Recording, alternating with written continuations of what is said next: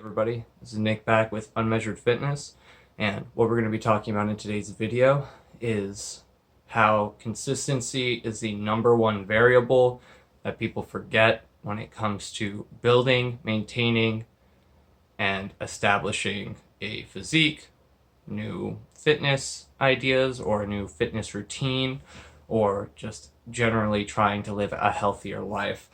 You'll see a lot of videos, I know I personally do, on like these small tips or like that like magic pill or that secret thing that you're missing for optimal like efficiency. And I feel like that works for some more like intermediate to advanced athletes, or maybe the people that are transitioning from becoming a beginner and then really dipping their toes in and really want to be consistent and really dedicate themselves to this type of lifestyle. But in retrospect, I think the thing that so many people forget and they really let fall off and kind of like dissuade their opinion is they fall for this myth of efficiency, optimality, and what you should be, when in reality, what's going to get you the most results is consistency. Consistency and time are the two things that'll dictate your strength, your physique, if you put the pounds back on, if you lose the pounds initially. And the flip side of it is going to be thinking you're supposed to be a certain way or have a certain thing or have achieved a specific thing. So I'll go into that. It's kind of a two-parter. I'll go quick though, mostly because my camera doesn't have that much storage on it. So first part, optimality. In the grand scheme of things, I've greatly changed my mindset on a lot of health and fitness. For a long time, I tried to learn everything. I wanted to be the best, like especially when I first got into running this website, and I wanted to make calisthenics like a big thing because I was just so anti-gym. I still don't like the things that they do at gyms, like making it incredibly hard to cancel your membership, along with just some of the general etiquette. And if you have been going to a gym in any retrospect or have ever been to a Planet Fitness, you'll understand kind of where a lot of my qualms will come from. And I think calisthenics still has a tremendous amount contributing to it that makes it a phenomenal thing that you should have in your training. I talk a lot about it in cross training and how you should never neglect your body weight movements, no matter how strong in the gym that you think you're getting. Like, you should still be able to move your body. But all of that aside, that's a separate point. A lot of what I feel like dictated my success and consistency within this realm, and I'm by no means, a fantastic looking athlete. My strength standards aren't necessarily good, especially based off of my training age. So if you look at me on paper, I'm not amazing. And that's okay, because I found that I really care about this. I always want it to be a part of my life. And I don't plan on ever breaking world records. I don't plan on competing in serious, like, this is my whole life's purpose. So the idea of optimality kind of goes out the window for me in certain aspects, because I have other aspects of my life that I need to fit with training.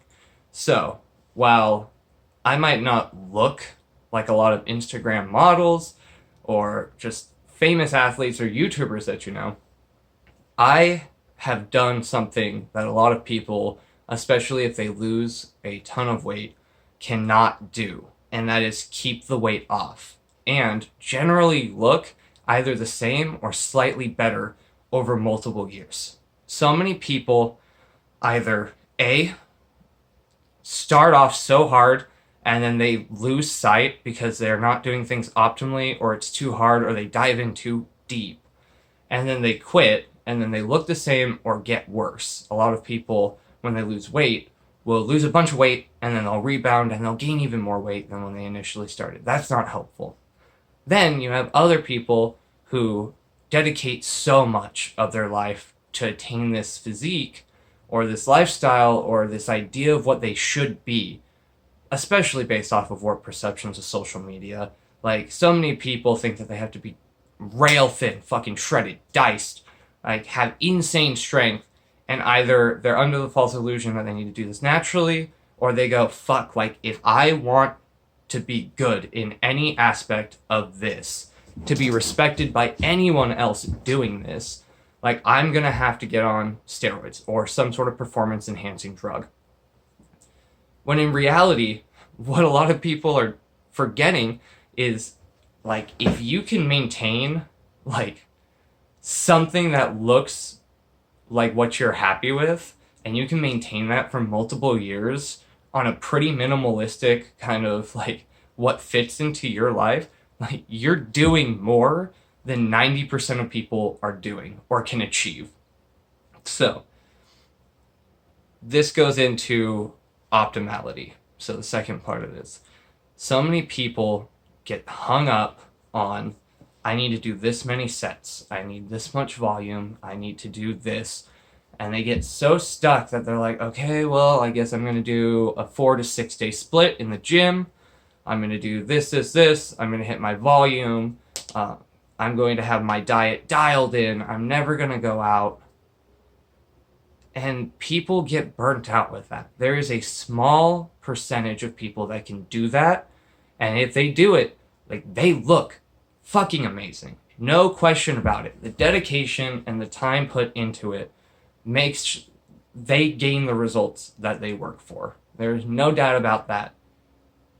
But that puts this idea that if you're not doing that, you might as well not do anything at all, which is so far from the truth. I like to go with, I think it was Stan Efferding says, a good, better, best scenario. So the best scenario is you really can dial in your nutrition, your recovery, your training variables. You can be in the gym as much as you want. You can do these splits. You can be in there as long as possible. You have all your supplements dialed in, and you look phenomenal. Like, for a lot of people, that's not realistic. And so they go, well, you know, I kind of get tired and I don't feel very strong, and, you know, I'm not really lifting that much in the gym, or, you know, I'm not able to do hundreds of pull-ups like a lot of these calisthenic athletes. I'm overweight. Like, maybe I shouldn't do it. Like, maybe I'm not cut out for it. And that is bullshit. What you need to do is you need to find a time frame that works for you and dedicate to making sure you hit those sessions. So you don't need 4 to 6 sessions a week. Like, you don't need that. If all you can fit in is 1 to 2 in the time that you have allotted, do your 1 or 2 that week. Like, even if you don't push your numbers to obscenely high amounts, like, if you can only ever do 5 pull-ups, that's 5 more pull-ups than I would say 70% of the population can do. And you're doing that consistently week after week, year after year, your body is A, more than likely just going to look better and better, and B, more than likely you're going to naturally progress. As long as you are trying and you are consistent, those are the 2 things that dictate your progress within this. And you don't have to dedicate a lot of time to do this. I know people, one of my old roommates actually, it's just a recent thing that really has solidified this in my mind. He's doing a minimalistic dumbbell workout in his home apartment that we started doing when gym shut down, when I lived up there. And he has grown tremendously. He has been in a cut, and he has been doing it incredibly slow. He has upped his protein intake, and he has grown his body parts that he has never had like a good mind-muscle connection with, or that he's really even ever consistently trained for long durations of time. And his back was his biggest area that he wanted to grow. And he's like, how do I grow my back? And I just told him, like, you know how I grew my back? I've been training for multiple years. I've been doing pulls for multiple years. I didn't do this 6-month, like, all I did was pull-ups every day. I maxed out on weighted pull-ups. That's not what I did. Honestly, a large amount of the mass that I got on my back, which I think is one of my best body parts, I got from consistently doing pull-ups and chin-ups. And I didn't do that many pull-ups. I sure as hell did not do wide pull-ups. I didn't have the mind-muscle connection, I had a faulty motor pattern. It always hurt my shoulders. So I did what I could do. And in the grand scheme of things, people might go, oh, to grow wings, you gotta grow fucking wide pull-ups. No, you don't. Do something that works you in a vertical and horizontal pulling plane, and I swear to God, your back is going to fucking grow if you do that for months and years. If you're constantly going to a point that you go, okay, like, I'm getting pretty tired doing this, and like, my body is getting a little pumped up, maybe a little sore, you're good. You're golden. Yeah, there's the optimality standpoint where you do ratings of perceived exertion, or you take it within a certain amount of reps to failure. That is hyper specificity, and I don't think 90% of the population needs that. What they need to do is they need to chisel out 1 to 3 training sessions at an hour or less a week and do that for multiple years. They are going to look better. They're going to feel better. They're not going to have trouble with their joints and feel like shit. They're probably not going to be overtraining. And honestly, even if your diet isn't dialed in, you're going to look better than before. And that's so important. And so many people forget that. And they just see, oh my God, like this guy is shredded to the bone. Like I can see the inside of his intercostals. And it's like, it doesn't matter. That's not necessarily like, yeah, maybe that's what you want. But I don't think people are going to inherently feel like, oh God, I'm so ugly. If they go from 280 pounds to 225 pounds, and the entire time they were losing weight, they were practicing and doing their damnedest on all of the big compounds, even if it's just 3 sets to whatever close to failure your perceived exertion is. You do that long enough, you're going to look great. You do that for the rest of your life, people are going to admire you. Like, you're going to get into your 40s, and while a lot of people will be like, yeah, people just get stuck in this cycle of going to the gym and just going through the motions, fuck it. Going through the motions is what keeps you the same, and for some people, keeping you at that, like, healthier area, that's what matters. It doesn't matter if you're, like, going through the motions and you're not progressing. If you're 215 pounds and you used to be 285 pounds, go through the fucking motions. Like, if you've lost that passion for training, yes, I want you to regain it. But what I want even more is you to keep that healthy weight. I don't want you to be like, well, I'm going through the motions, so I might as well just not do it anymore. Maybe that'll rekindle my love. Fuck that. Keep that healthy weight. Do what you enjoy. The biggest thing that you should take away from when you're going through the motions isn't that you need to stop doing that and it's not worth it. It's that you need to find something you care about again. That's like, find a sport, find something that gets you going. If you're sick of all of the exercises you're doing, change the exercises. Do a different modality. Fuck it. If you're sick of weight training, do calisthenics. If you're sick of calisthenics, do weight training.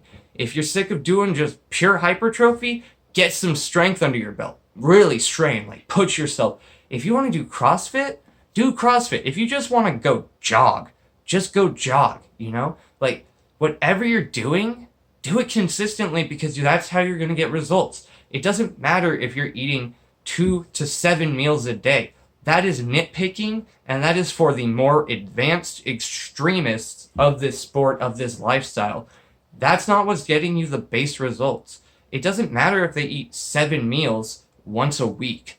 Like, they're doing that every day. Their consistency is just in a different realm. And it's not that you need to compare yourself to that realm, because there's always going to be an optimality or like that good, better, best scenario. And you don't need that as a beginner or even as an intermediate in some ways. Like, I have kept the weight off, and this is a personal anecdote. And while sometimes I get really down on myself because I'm like, oh man, like, I just feel like I haven't grown that much strength-wise. Like, I'm super low compared to where I should be for how long I've been training. It doesn't matter, because the people that saw me back when I was almost 300 pounds and they see me now, I am a fucking unit to them. Most people that see me on the streets, I'm not phenomenal by any means, but they also recognize, like, oh, that's a guy that's like relatively lean, like looks like he lives a healthy lifestyle. They wouldn't know that I almost used to be 300 pounds. They don't give a shit that my lifts aren't where they should be. It doesn't matter. In the grand scheme of things, the reason I look the way I do, and the reason I haven't regressed is because I've been consistent, even through those moments of going through the motions and doing the same thing and never really progressing. I always got to my workouts. Now, needless to say, it also doesn't matter if you miss a workout.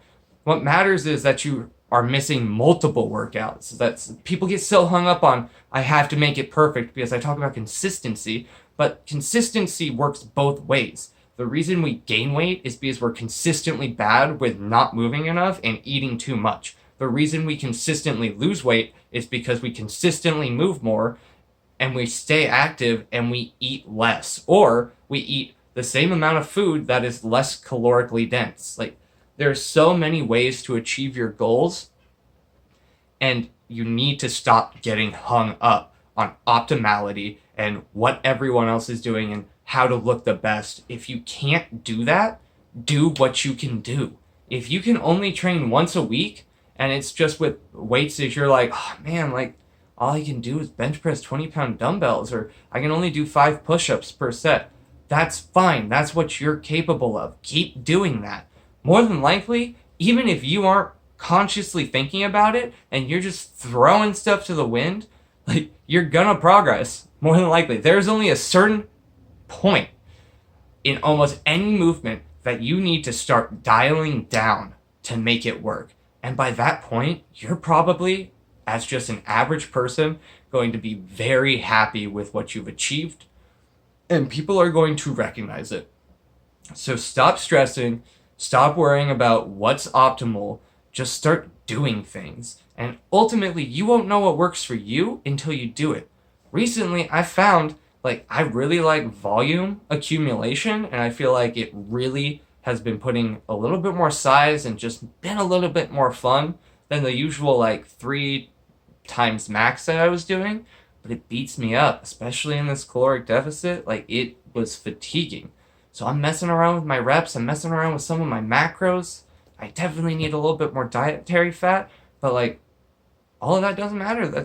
I've been doing the same stuff. I've been consistently hitting workouts for multiple years, and I haven't regressed the same amount as the people that worried about optimality and went, you know what, like, if I can't have it perfect, I'm not going to do it at all. So I'm going to end it here. I said I'd do it quick, but I really like getting into rants on this. So again, if you ever get into that mindset of thinking, what's the point of doing it all? Just remember, doing it is 90% of the battle. And if you can keep doing it over a long period of time, that's where changes and gains and fat loss occur. You don't need to drop 50 pounds in a year.